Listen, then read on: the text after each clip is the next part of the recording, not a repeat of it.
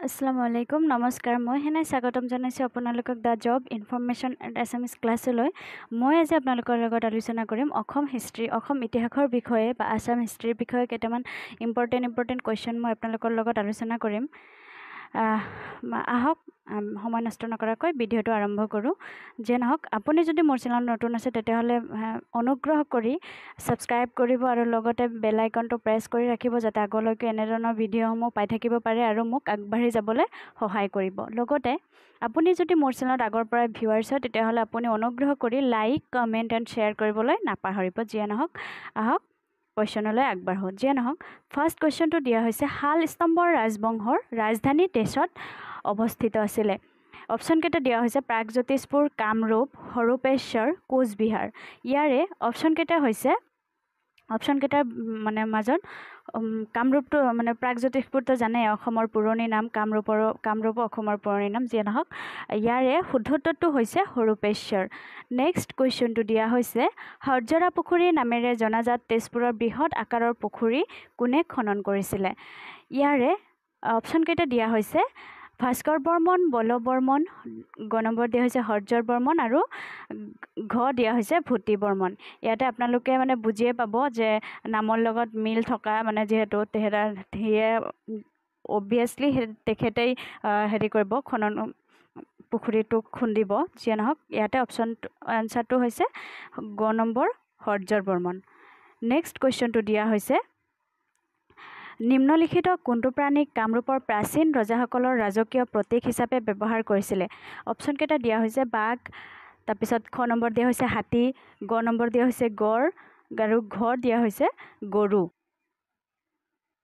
next ইয়াৰে শুদ্ধ উত্তৰটো হৈছে হাতী নেক্সট কুৱেশ্যনটো দিয়া হৈছে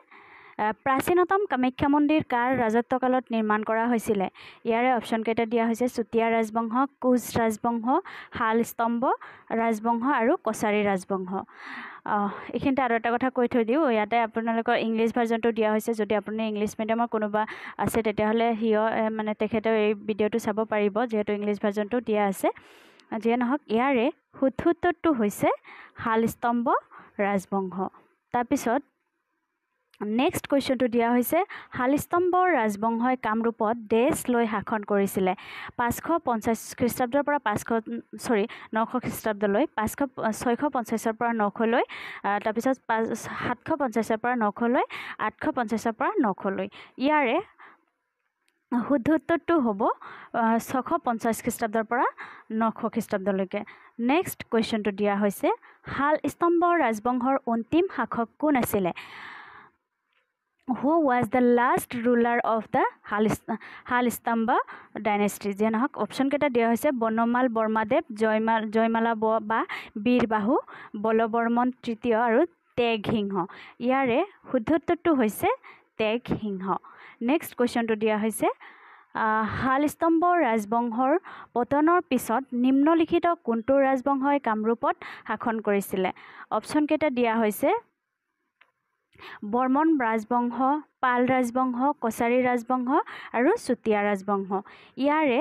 শুদ্ধ উত্তৰটো হৈছে খ নম্বৰ পাল ৰাজবংশ নেক্সট কুৱেশ্যন দিয়া হৈছে পাল ৰাজবংশৰ প্ৰথম শাসক কোন আছিলে ইয়াৰে অপশ্যন কেইটা দিয়া হৈছে নীতিপাল গোপাল ব্ৰজপাল ব্ৰহ্মপাল ইংলিছটো মই পঢ়াই অকণমান শুনাই দিছোঁ who was the first ruler of the Pala dynasty ইয়াৰে নীতিপাল গোপাল ব্ৰজপাল ব্ৰহ্মপাল ইয়াৰে শুদ্ধ উত্তৰটো হৈছে ব্ৰহ্মপাল নেক্সট কুৱেশ্যনটো দিয়া হৈছে পাল ৰাজবংশৰ ৰাজধানী ক'ত আছিলে অপশ্যন কেইটা দিয়া হৈছে ক নম্বৰটো দিয়া হৈছে বিশ্বনাথ খ নম্বৰটো দিয়া হৈছে শদিয়া গ নম্বৰটো দুৰ্জয়া আৰু ঘটো দিয়া হৈছে চৰাইদেউ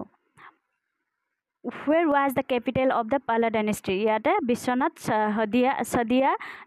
দুৰ্জয়া আৰু চৰাইদেউ ইয়াৰে শুদ্ধ উত্তৰটো হ'ব দুৰ্জয়া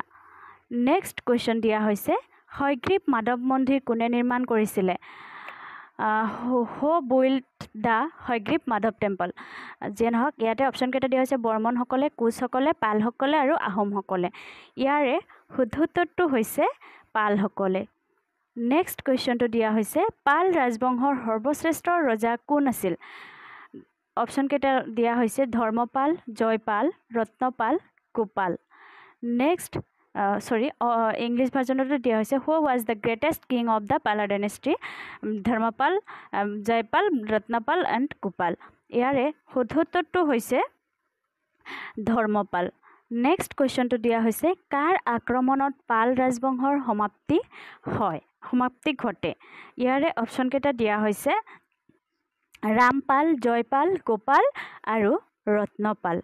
ইয়াৰে শুদ্ধোত্তৰটো হৈছে ৰামপালৰ আক্ৰমণত যি পাল ৰাজবংশ আছিলে তাৰ সমাপ্তি ঘটিছিলে নেক্সট কুৱেশ্যনটো দিয়া হৈছে পাল ৰাজবংশৰ অন্তিম শাসক কোন আছিল ইয়াৰে অপশ্যন কেইটা দিয়া হৈছে ব্ৰহ্মপাল হৰ্ষপাল ধৰ্মপাল আৰু Jayapal who was the last ruler of the Pala dynasty ইয়াৰে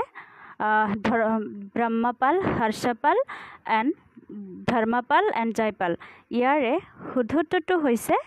জয়পাল নেক্সট কুৱেশ্যন দিয়া হৈছে কাছাৰৰ প্ৰাচীন নাম কি আছিল what was the ancient name of Cachar ইয়াৰে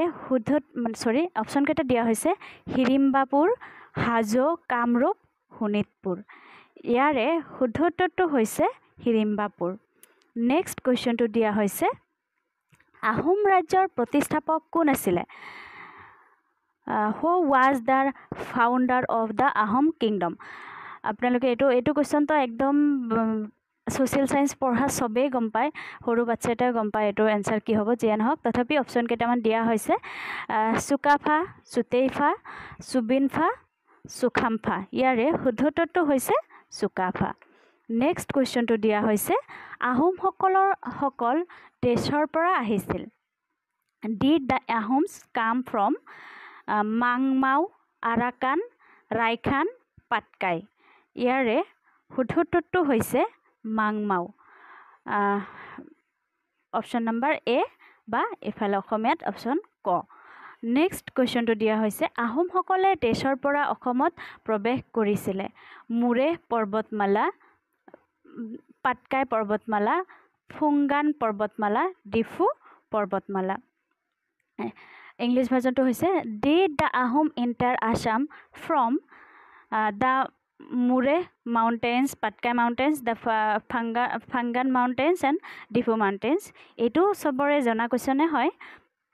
তথাপি মই এনচাৰটো কৈ দিছোঁ এনচাৰটো হৈছে পাটকাই পৰ্বতমালা নেক্সট কুৱেশ্যনটো হৈছে চুকাফাই ডেছ চনত তেওঁ মংমাও ত্যাগ কৰিছিল চুকাফা লেফ্ট মংমাও ইন 1215 1228 1253 1268 অসমীয়াত আছে 1215 1228 1253 আৰু 1268 ইয়াৰে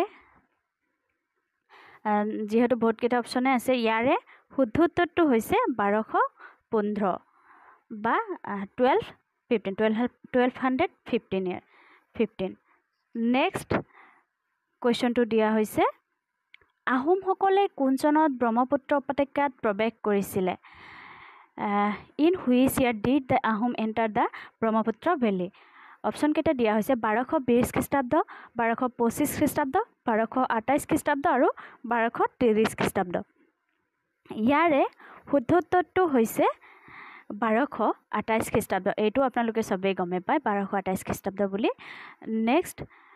কুৱেশ্যনটো দিয়া হৈছে আহোমসকলৰ কালক্ৰমত ঘটা ঘটনাসমূহৰ ঐতিহাসিক বিৱৰণক কি নামেৰে জনা যায় what is the historical account of the events that took place during the reign of the Ahoms ইয়াতে অপশ্যন কেইটা দিয়া হৈছে এ নম্বৰত দিয়া হৈছে হিষ্ট্ৰী বি নম্বৰটো history C number past tense and D number the days of Sukaphaa অসমীয়াত দিয়া হৈছে ইতিহাস বুৰঞ্জী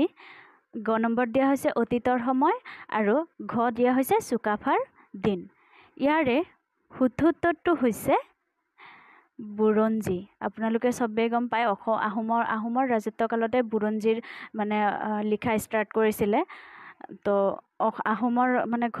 আহোমৰ যিবিলাক ঘটনা ঘটিছিলে সেইবিলাক নিশ্চয় সেই বুৰঞ্জীসমূহতে লিখা আছিলে আৰু ইয়াৰে শুদ্ধ উত্তৰটো হৈছে বুৰঞ্জী যিয়ে নহওক আজিৰ ভিডিঅ'টো ইমানতে সামৰিছোঁ আৰু যদি আপুনি মোৰ চেনেলত নতুন আহিছে তেতিয়াহ'লে অনুগ্ৰহ কৰি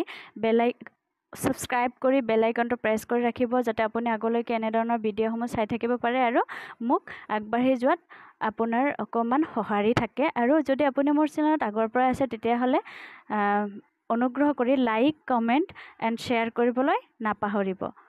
আপুনি ভিডিঅ'টো শেষলৈকে চোৱাৰ বাবে ধন্যবাদ জয় আই অসম জয় হিন্দ